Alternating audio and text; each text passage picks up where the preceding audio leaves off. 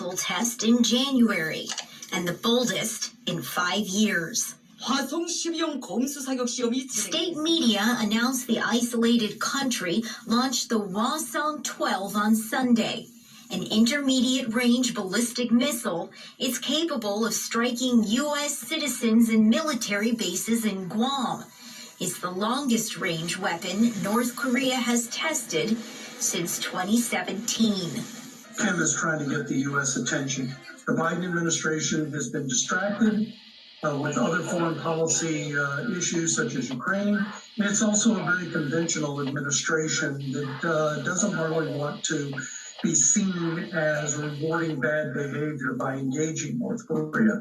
So therefore, North Korea feels that it has to raise the stakes. The 7 tests in January have included short-range ballistic missiles and what Pyongyang claims are hypersonic glide vehicles capable of evading U.S. defenses.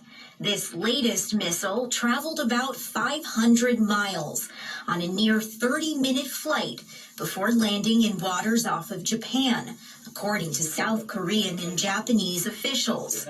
North Korea says it was meant to verify the weapon system's accuracy, while analysts believe both the 2017 and 2022 tests were conducted from the same location.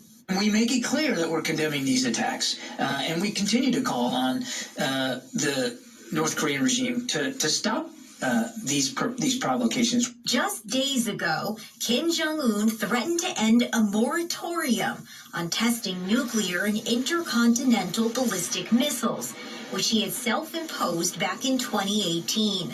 The Biden administration has been calling for negotiations with no preconditions. The door to diplomacy remains open, and we have conveyed that clearly.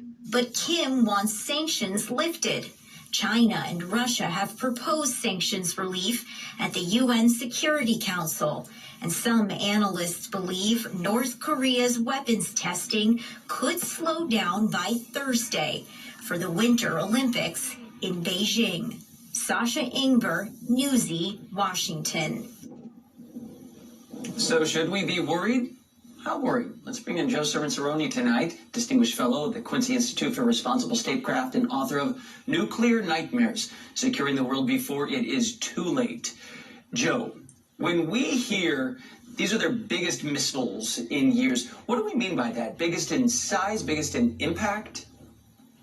Biggest in range. So this is a liquid propellant missile. It's on a mobile launcher. You saw that in the still camera that you saw. So it can be brought into a launch site, shot up. In this case, they went in a high loft trajectory, meaning they shot it straight up and then it came down. So it didn't travel very far, but that's intentional. They didn't want to cross the territory of Japan or any other countries, but this has got the range. You flatten that trajectory out, and it can hit Guam about 2,000 miles away. That's where our major military base is. That's where our B-52 bombers, B-1 bombers are staged that could fly over North Korea. So it's a clear message to the United States. You are within our sights. We continue to develop missiles that can hit you. Talk to us before we go further.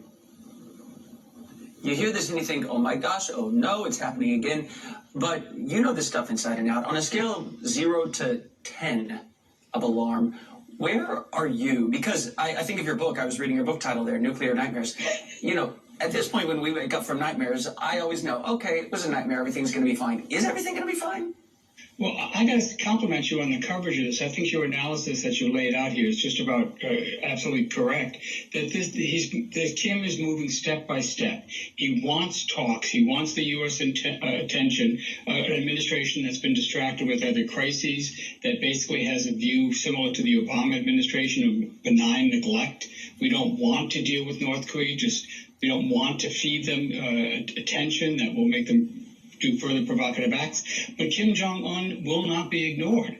So this is not a direct military threat to the United States right now. It's just a test, but he is going to follow this up with more and more tests until he gets the negotiations that he wants. So I'd be, as you point out, I'd be looking for a lull during the Beijing Olympics, but then I'd be expecting him to test larger rockets ones that can hit the United States. He hasn't tested one of those since 2017. And maybe ones with even larger engines that could carry multiple warheads that could defeat any U.S. defensive system. So he steps it up, raising the stakes, getting more attention. The U.S. policy, what do you think we're going to do? Unfortunately, I think the Biden administration does not want to engage in protracted negotiations with North Korea right now, so they're going to continue to try to ignore him. That policy will fail. He will keep testing. He'll be taking more provocative acts, and one of those could trigger a reaction from South Korea, from Japan, or from U.S. forces in the area. You want to talk to him before this thing escalates, before it gets out of control. I hadn't thought of that. Yeah, he might be thinking I'm flailing for attention and something goes terribly wrong. That's a nightmare scenario. Joe Censaroni, thank you for sharing.